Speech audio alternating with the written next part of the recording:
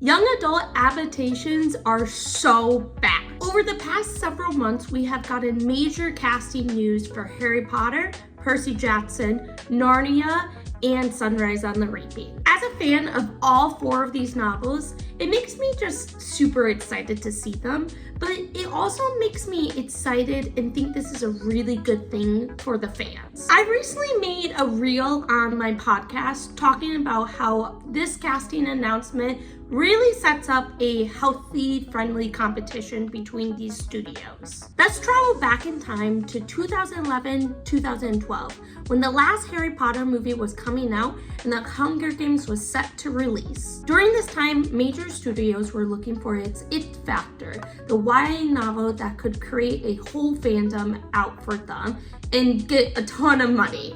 And yes, some of these were successful while others weren't. Now, why does this really matter? Well, I think history is repeating itself from that era with these four announcements that are coming out in 2026 and 2027.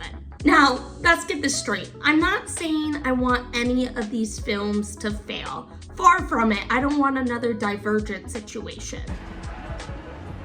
Are you kidding? No. And I'm not saying I want a war between Harry Potter and Percy Jackson fans.